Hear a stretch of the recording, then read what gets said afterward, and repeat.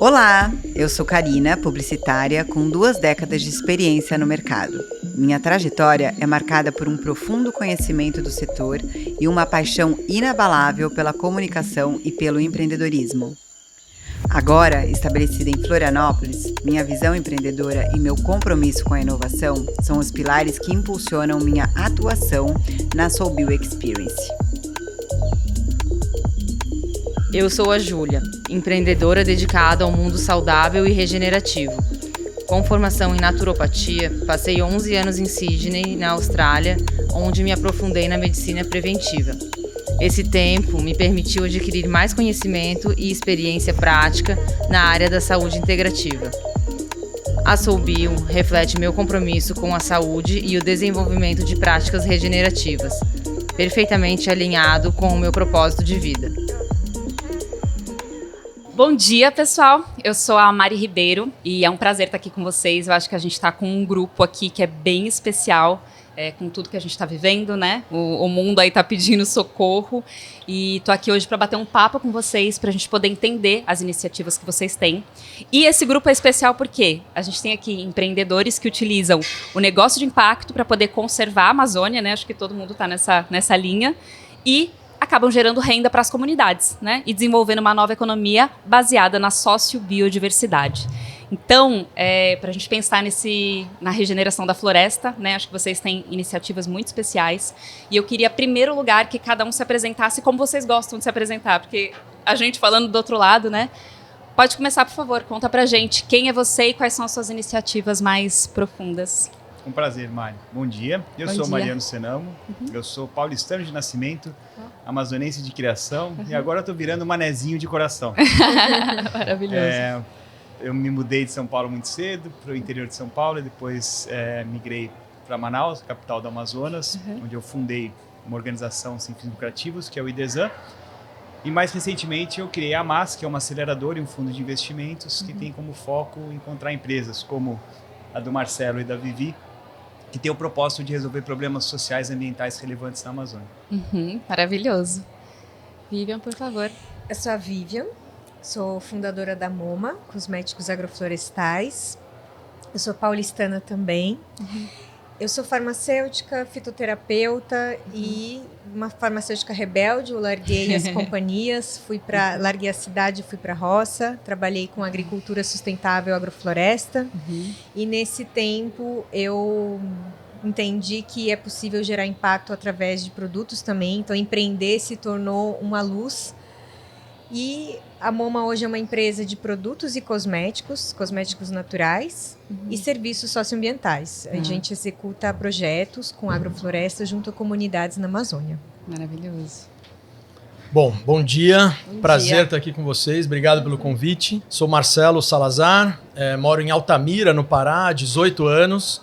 E há quase 25 anos trabalho com comunidades da floresta, populações indígenas e ribeirinhas principalmente, e um pouquinho com agricultores familiares e quilombolas. Minha parte principal da carreira foi com ONGs, então ajudei a montar e fui o coordenador do escritório do Instituto Socioambiental em Altamira, no Pará, atuando em diversas frentes, desde saúde, educação, as brigas contra Belo Monte, lá na região do Xingu, e também ajudando a estruturar arranjos de economia da floresta para gerar maior valorização das comunidades. E há uns 3 anos atrás, tive uma mudança e montei a Amazomaná, que é uma startup que trabalha com suplementos alimentares de superfoods da floresta, em parcerias com comunidades em várias regiões, e nos mesmos territórios que a gente tem o sourcing de ingredientes e a parceria com as comunidades, a gente também contribui com o desenvolvimento de projetos para a estruturação das cadeias produtivas, tecnologias de processamento desses ingredientes e serviços socioambientais, incluindo carbono. Olha, um time nada básico, maravilhoso. E quando a gente fala de sustentabilidade, dessas transformações em nova economia, eu sempre escuto histórias de transformação. Você até falou que teve uma transformação quando você disse que é uma farmacêutica rebelde, é isso? Sim. Eu adorei essa fala e eu queria muito escutar qual foi o momento, sabe, de vocês, porque geralmente acontece alguma coisa, né? Raramente, assim, uma consciência que vem de dentro da gente, aconteceu alguma coisa. Eu queria saber de vocês, se vocês têm alguma história, alguma coisa que falou assim, eu preciso fazer algo diferente. Queria começar por você, Vivian. Eu tive 2 grandes transições, de farmacêutica para agricultora. Eu estava muito inquieta no meu trabalho, eu trabalhava com pesquisa clínica nas corporações, eu prestava serviços para grandes farmacêuticas na época, e eu não via sentido naquilo que eu fazia. Eu comecei a questionar que as grandes pesquisas hoje que são feitas de medicamentos são feitas para medicamentos 90% evitáveis, através de hábitos saudáveis. E aquilo começou a me dar uma inquietação e eu fui buscar novos conhecimentos. Foi aí que eu caí num curso de agricultura urbana e a agricultura virou minha vida do avesso. Eu me apaixonei por plantar, por conhecer as plantas. Eu não fazia ideia de como era produzido um tomate. Então eu comecei a aprender, aquilo foi assim um encantamento e eu descobri uma nova vida. Daí foi uma jornada para eu me tornar agricultora, foram anos de aprendizado, vivências, cursos livres, né? Eu me tornei agricultora, então esse foi meu primeiro clique, né? O propósito, a busca por esse propósito. O segundo clique, bom, nesse meio tempo fazer cosméticas era um hobby, era uma coisa muito para mim interna, né? O meu segundo clique de agricultora para empreendedora foi quando viver a agricultura. Eu era funcionária de uma fazenda e lá a gente viveu a seca, a gente viveu o calor extremo, a geada. Quando teve 5 geadas em 2021, em maio, eu vi tudo aquilo que eu plantei secar. Tudo estava amarelo, morto, da raiz mesmo. E eu comecei a pensar, caramba, eu vou ganhar o meu salário, porque eu sou CLT. Mas e quem não é? Quem divide esse prejuízo com o agricultor, que está na ponta da cadeia produtiva? E fazer parcerias com os mercados, com as quitandas, com os clientes, era muito difícil, porque o outro falava, não, tem muita oferta, teu preço, você tem que abaixar o preço. Então, essa vulnerabilidade econômica, ambiental e social ficou muito latente nessa época. E aí eu comecei a ouvir falar de negócios de impacto, aquilo fazia sentido. Durante a pandemia, a gente vendia hortaliças para restaurantes e os restaurantes fecharam. Eu criei uma rede de comercialização com outros agricultores nessa época para manter aquecido o que a gente estava produzindo. Aquilo me gerou um conhecimento de que eu tinha um saber em articular, em negociar.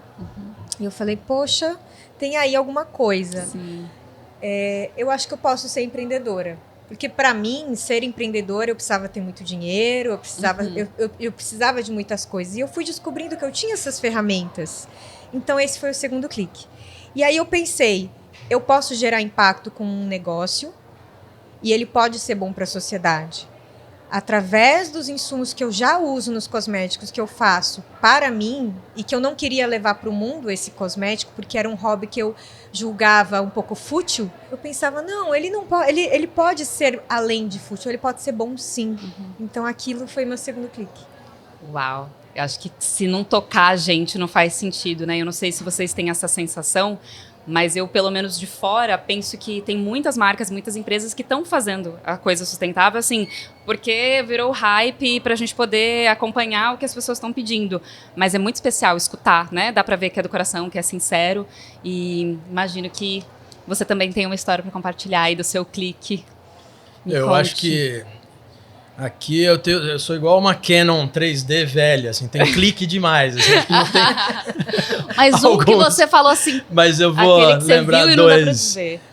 Acho que um clique que me marcou muito, né? Eu acho que 2004, 2005, estava fazendo um trabalho voluntário no Rio Madeira, com populações ribeirinhas abaixo da região de Porto Velho, onde hoje as comunidades estão muito afetadas pela seca extrema, né? Pelas usinas hidrelétricas que estão lá no Rio Madeira.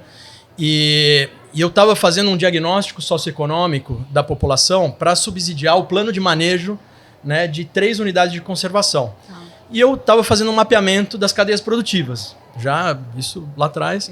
E eu fui para o mato com o seu Pedrinho, lembro muito até hoje da figura do seu Pedrinho, que era um extrativista. Eu falei, seu Pedrinho, o que vocês produzem aqui? Do que vocês vivem? A gente tem a mandioca, tem a castanha. Pô, mas só isso? É, só isso.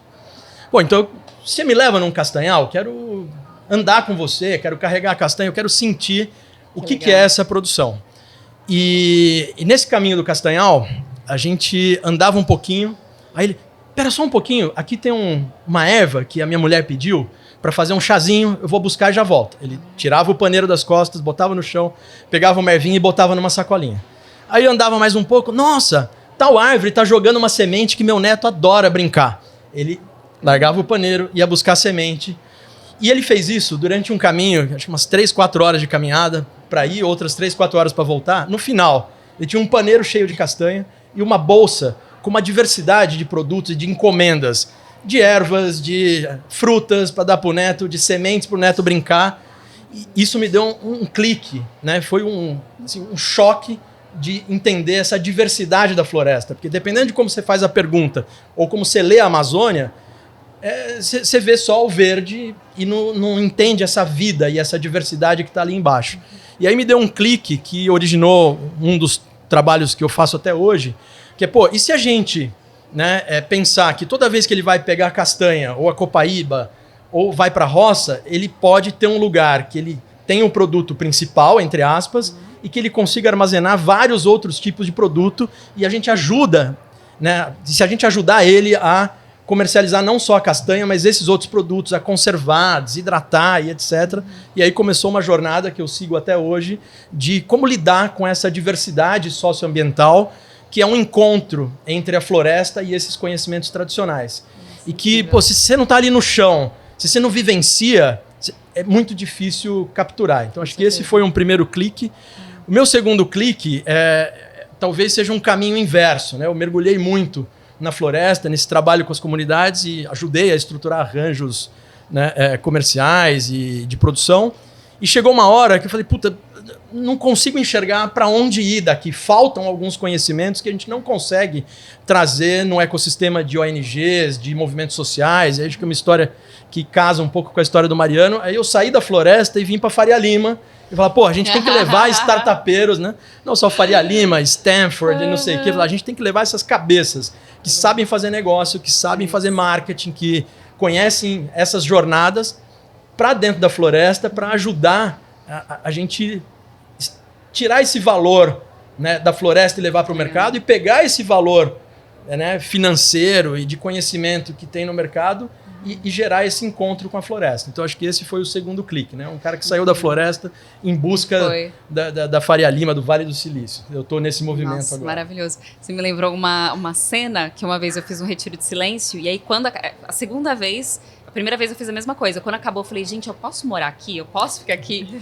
E eu lembro que a líder desse retiro, ela me chamou e ela falou assim, Mariana, é o seguinte, as coisas que a gente aprende, né, e que a gente pega...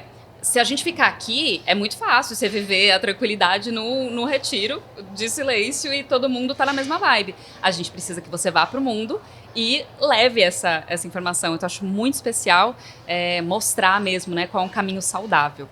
Vou aproveitar você e vamos lá para uma pergunta um pouquinho diferente.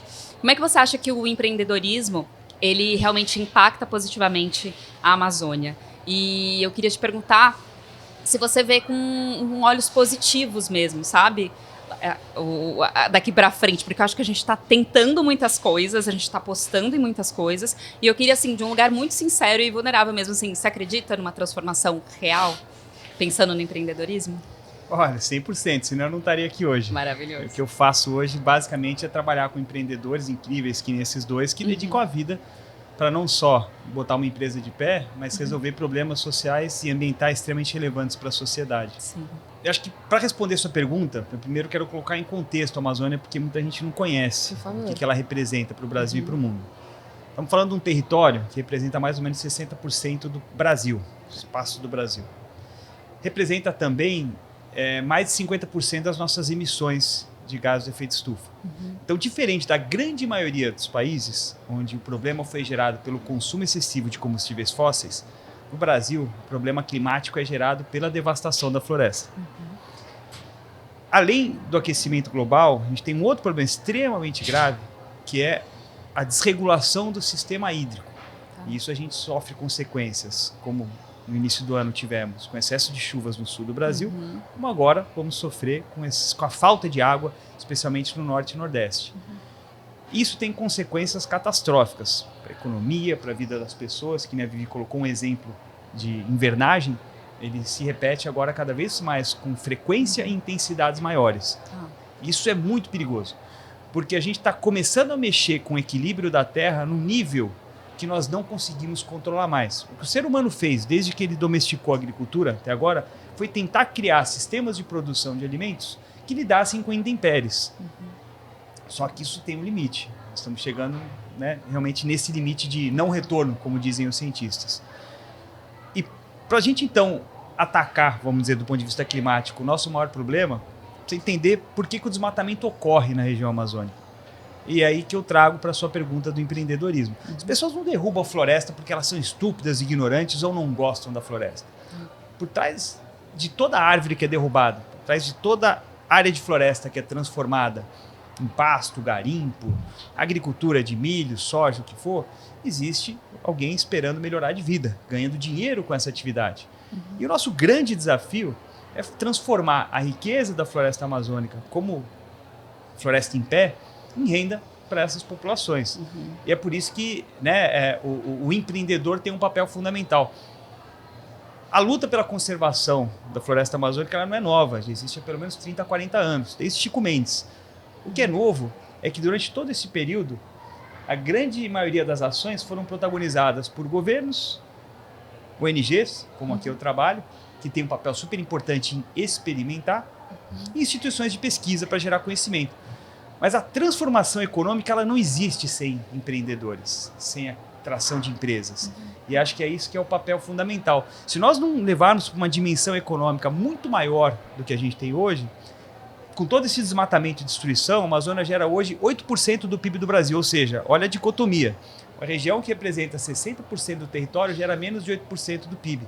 E esses 8% do PIB são ainda concentrados em atividades econômicas extremamente ruins do ponto de vista, não diria totalmente ruins, mas pobres do ponto de vista social. Nós estamos falando basicamente de mineração, agronegócio e desenvolvimento nas cidades. O interior é pobre, a floresta é pobre. E é por isso que empresas como a Amazon Maná e a Moma estão desenvolvendo produtos para gerar renda para essas comunidades conservando a floresta. É nisso que a gente acredita. Maravilhoso. Inclusive, quando você fala essa coisa de gerar renda e do entorno, eu vi um vídeo seu hoje lá da Moma, que eu achei muito incrível, que mostra quando a gente está falando de gerar renda, é disso que a gente está falando, né? Que começa a mostrar realmente como as pessoas recebem. Eu queria escutar um pouquinho de você, como é com você esse approach mesmo com o pessoal de lá, para poder dizer o que vocês estão fazendo enquanto empreendedores, como é que eles recebem essa vontade de A gente fez uma visita na comunidade do Uatumã, que fica no Amazonas. Nós somos parceiras deles desde 2022, na compra do óleo essencial do breu branco. O breu branco é a resina de uma árvore, que é a Proteum epitaphyllum, é uma árvore resinosa, então naturalmente ela produz essa resina, não é preciso cortar nem machucar a árvore. Para a resina existir é preciso da árvore. Então, é muito lindo isso, porque ela também tem um uso tradicional associado. Ela é queimada para repelente, ela é queimada para calafetagem de barcos, para cerâmica, entre vários outros usos. Antigamente, inclusive a cadeia do breu branco, ela foi desenvolvida em parceria com o IDESAN, né, essa coleta junto com as comunidades. Antes eles vendiam 1 quilo da resina a R$1. Hoje a comunidade consegue R$8 o quilo.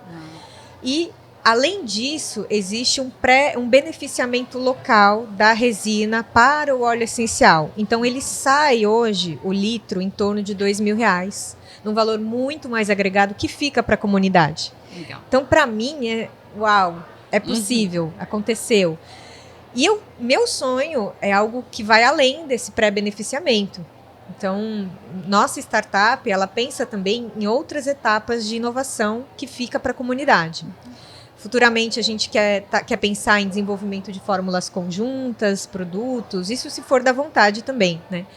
Mas são etapas e etapas que vão avançando, o ecossistema ainda é recente, mas é uma satisfação enorme eu olho o produto e tenho o maior orgulho, assim, de saber que isso aqui vai fazer bem para quem usa, porque esse é o primordial também, né? Tem que ser bom, tem que ser de qualidade, senão a empresa não se sustenta.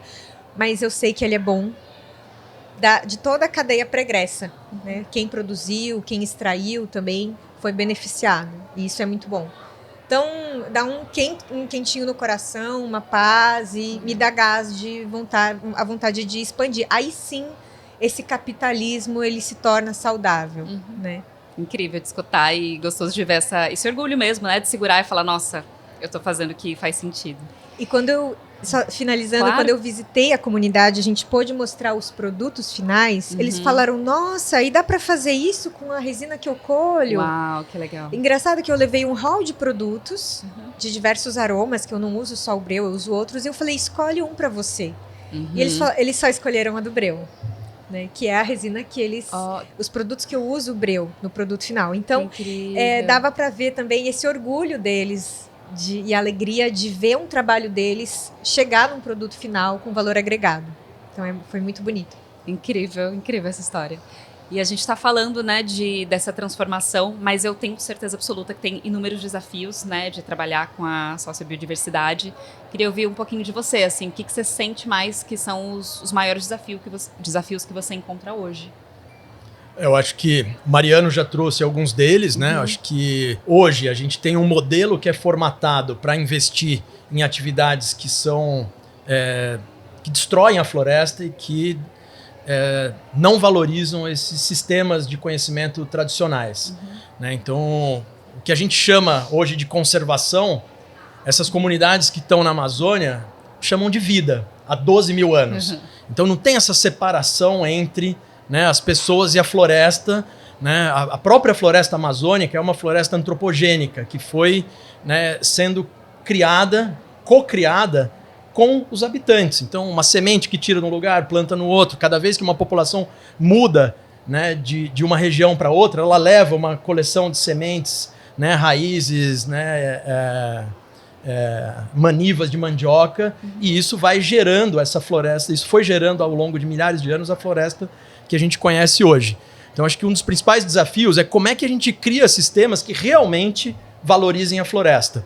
Então, eu acho que um cuidado nessa nova onda de negócios, né, é ver que negócios que realmente estão buscando gerar esse valor para a floresta, para os povos da floresta, para a Amazônia. Né? O que me incomoda bastante é você ter um negócio que os empreendedores estão em São Paulo ou em uma grande capital, o dinheiro está em São Paulo ou numa grande capital, o consumidor está em São Paulo ou Florianópolis, e aí dá uma reladinha na Amazônia e conta toda a história da floresta e tal. Isso não mexe o ponteiro, né, de transformação de um sistema econômico. Então, acho que o principal desafio é que as pessoas aterrizem, que ribeirinhos e empreendedores, ongueiros, que sejam, criem essa cola e gerem negócios juntos. Então, a Amazô, né, ela tem eu como sócio de ONG, tem o Zé Porto, que é um co-CEO, que vem de mercado, foi diretor do YouTube na Google, foi de agência de publicidade, então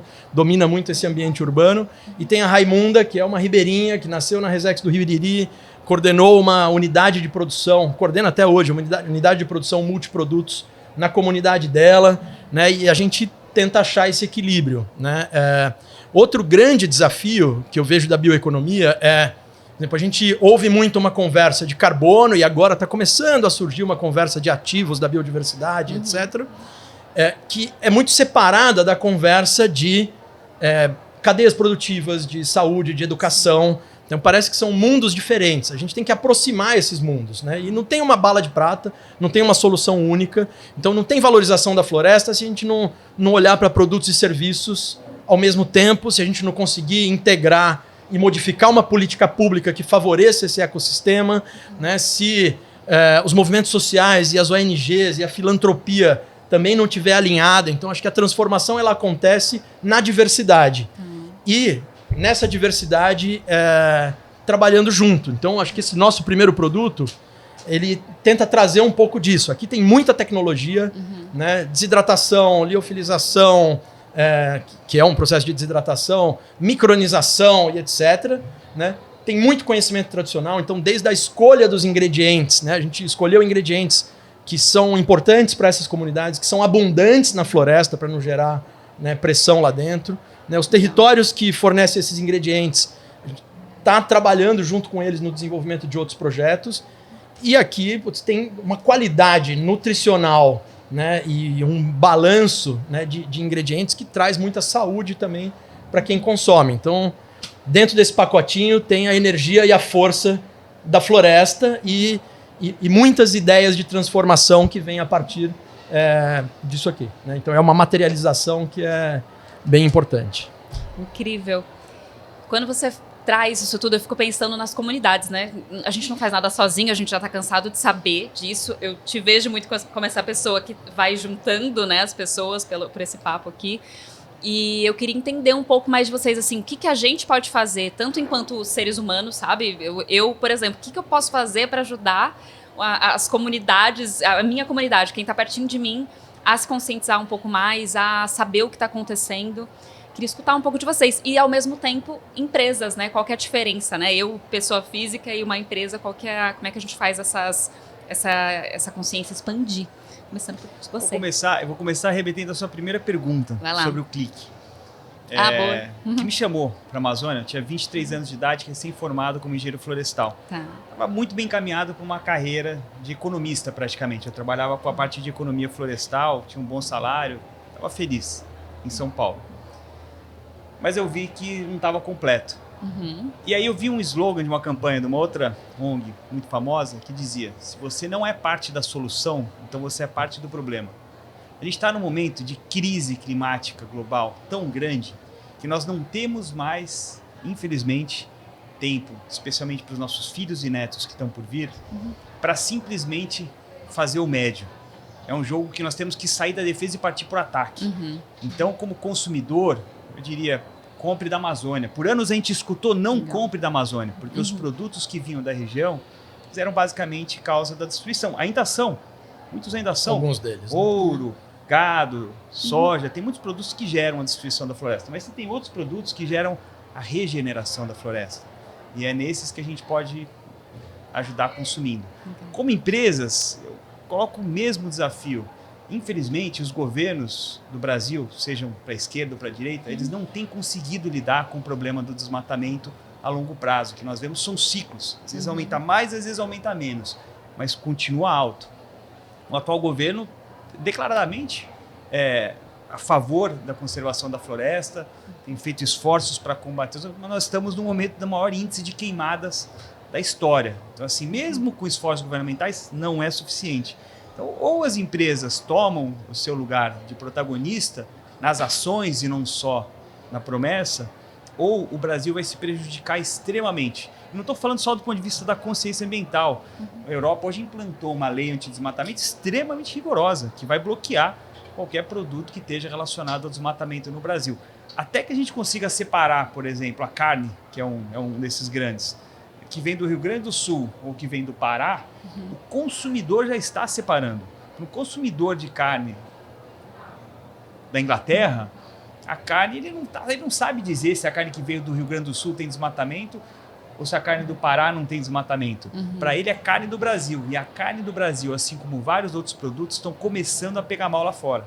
Então, hoje a gente se une como sociedade, como empresas, como consumidores, para melhorar a imagem do nosso país e para garantir a sobrevivência dos nossos filhos e netos, ou a coisa só vai piorar. Eu acho que tem várias formas de ajudar, o Mariano trouxe algumas delas, né? Pô, olhe para o seu consumo, olha para a sua vida e a sua ação está no dia a dia. E é muito difícil você distinguir, né? Como ele falou no exemplo da carne, o que é um produto que tem uma origem bacana e o que é um produto que não é. Então, acho que o consumidor, conseguindo ir fundo, entendendo o que ele está comprando, esse é um primeiro passo. 2, tem uma coisa que é lidar com emergências. Então, hoje está pegando fogo na Amazônia. Você tem várias campanhas, o governo não está dando conta. Então, o governo tem um efetivo, tem brigadistas, a Polícia Federal está investigando, mas não dá conta. Então, a sociedade civil precisa atuar junto. As comunidades estão na frente de combate. Doe para alguma das campanhas que tá lá no front. Eu vou dar exemplo de duas. Tem uma campanha do Parque do Território Indígena do Xingu, tem uma campanha do Zapiacá Caiabi. Não sei se dá para colocar o link no vídeo, mas podemos colocar os links dessa campanha. Perfeito. E doe dinheiro agora, entendeu? Se você pode ir para lá e ser um brigadista voluntário, vá e vai combater o fogo, né? Como o Mariano foi lá atrás, como eu fui lá atrás, como a Vivian, né? E o Léo, que é o sócio dela, tá na floresta. Acho que tem que ir pro front. Se puder, se não puder, bote grana. 3, cara, busque soluções, né? Empreenda, né? Se você está no governo, vai fundo no que você está fazendo. O governo tem um papel fundamental, né? Mas tem limites esse papel do governo. Você é um investidor? Pô, desculpa, mas deixa de ser medroso, né? Arrisque de verdade, arrisque com outras réguas de análise. Porque assim, um negócio na Amazônia não tem o mesmo perfil de um negócio em São Paulo. Então não dá para usar os mesmos indicadores, as mesmas réguas de análise, né? Vá fundo, né? Você está arriscando aqui na Faria Lima e tem medo de arriscar na Amazônia? Bota a grana lá, né? A gente apanha para pegar dinheiro. Eu não é Mariano? Mariano, no fundo, a gente nas nossas empresas. Não, mas esse modelo é muito complexo, né? Tá misturando muita coisa, o risco é muito alto, entendeu? Então, eu acho que a gente está num momento de emergência que as pessoas precisam tomar risco, precisam ir fundo nas questões, né? E isso é muito desafiador num mundo que está preocupado com curto prazo, que vive de memes e tweets, né? E frases e fotos curtas no Instagram, né? Então esse é o grande desafio que a gente tem. Essa última parte aí me pega muito em questão da educação, né? As pessoas falam, eu vi essa informação no Instagram, eu vi no Twitter, vi não sei onde. E as pessoas não estão buscando de verdade informação em fontes confiáveis, em 3 fontes que seja, né? Então eu imagino também que um trabalho nas escolas, nas instituições, seja assim, essencial para a gente entender que não dá mais para fingir que não é sobre todos nós, né? Gente, muito prazer, assim, muito, muito especial aprender com vocês, escutar tudo isso. E quero seguir acompanhando o trabalho de vocês. Eu acho que se a gente não se responsabilizar mesmo adorei que você falou, para de ter medo, vamos arriscar, né? A gente arrisca para tantas coisas. Se a gente não se arriscar pelo que já está quase perdido, a gente não vai conseguir fazer as coisas transformarem. Mas eu também acredito demais em tudo que vocês estão fazendo e nesse poder, né, da gente se unir enquanto comunidade. Então, muito obrigada e a gente vai ficando por aqui. Obrigada pelo convite. Valeu. Dali. Valeu.